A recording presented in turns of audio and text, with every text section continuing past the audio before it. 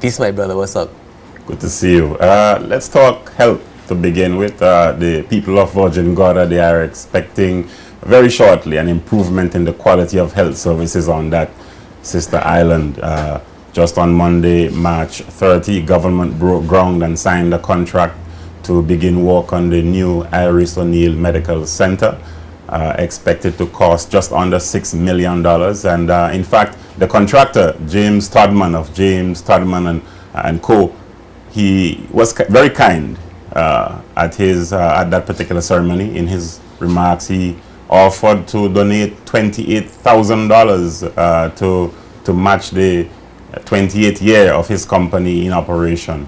We have him as he delivered that very jovial but much welcome contribution to the Iris O'Neill Medical Center.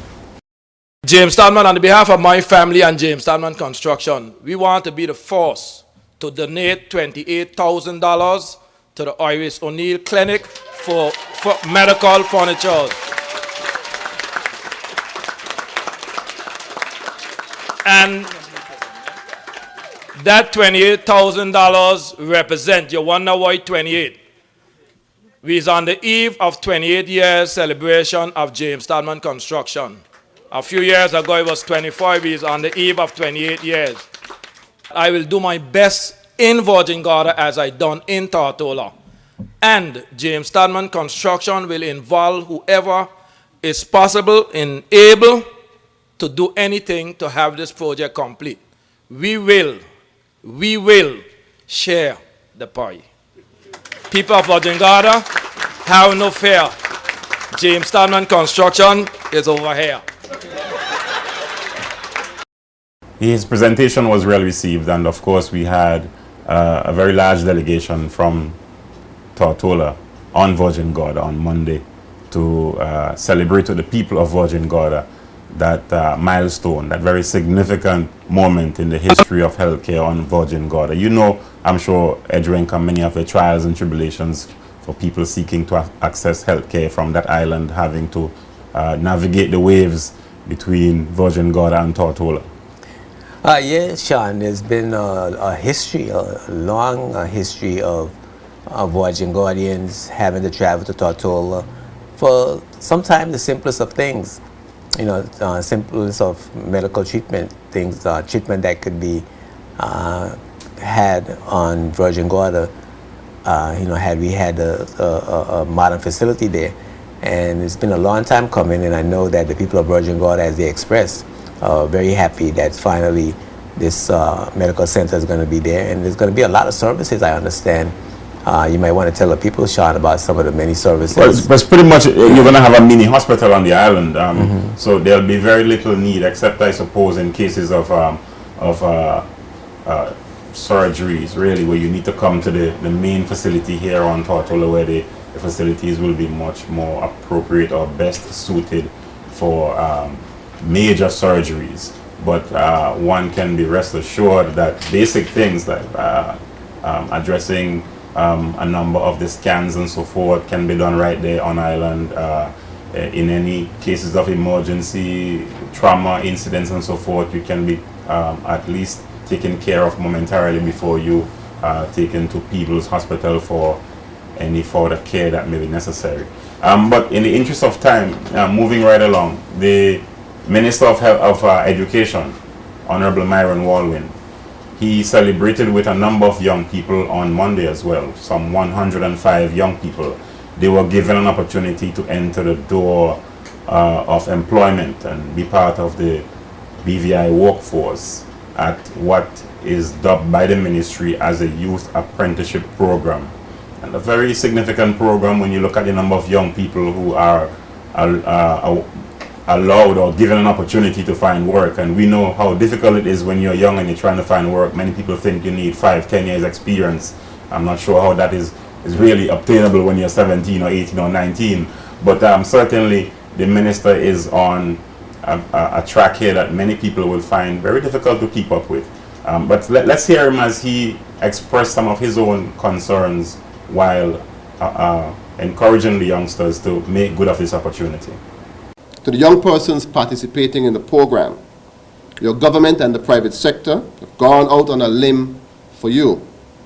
We have not only invested resources for you to get training, but we have also invested finances to give you a chance to gain experience on the job. I repeat, this opportunity is about experience you'll be getting that will allow you to access further opportunities. If you are into making a few dollars just to hold you over, then this program is not for you. I ask that you give this apprenticeship program your very best effort.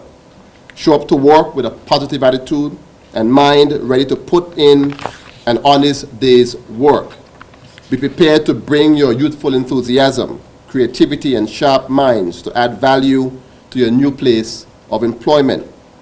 I will be personally checking on all of you, and I do not expect to hear any bad reports from any of our employment partners. Young people, this is an opportunity of a lifetime, and I beg you not to waste it. We want the very best for you, and our entire community will be looking on and cheering you on. I want to say a special thank you to the Premier and the Minister for Finance, who continues to demonstrate that his administration is not just about lip service when it comes to the territory's youth. His administration understands that the young people of the Virgin Islands deserve more than a few basketball tournaments and a few petty contracts. The young people of our islands deserve real opportunities to advance their lives independent of any politician. As you have heard this morning, he has approved funds to allow us to hire an additional 20 young persons through our apprenticeship program. I want you to give the Premier of the Virgin Islands a round of applause. You know, and I think they deserve more, including sports and recreation. I think those are, I wouldn't diminish their value. You know, sports and recreation certainly they have character building institutions, but you need life skills as a human being. You need opportunities, you need a good education, you need life skills in order to advance meaningfully in the society and provide for yourself and your potential families a decent standard of living. So I think it's a good thing. And apprenticeship is really culturally grounded, yes. Sean. I remember as a youngster growing up, it was cultural. It was so cultural that it was just natural. It was natural for a parent to bring a child to a contractor or a seamstress or a tradesperson generally and say, why don't you take my son or daughter and teach them what you know so that they can make something of themselves. So the community of the BVI where I grew up always had an apprenticeship program.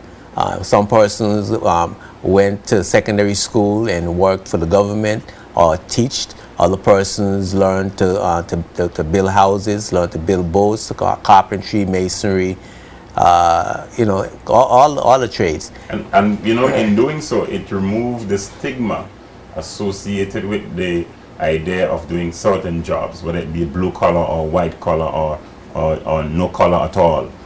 Some people, you know, have difficulty performing in certain roles, and the apprenticeship program pretty much humbled you when you entered that phase of the workforce, so to speak. Yeah, well, you know, those are American terms. That's the American cultural adaptation that we have, you know, gravitated towards.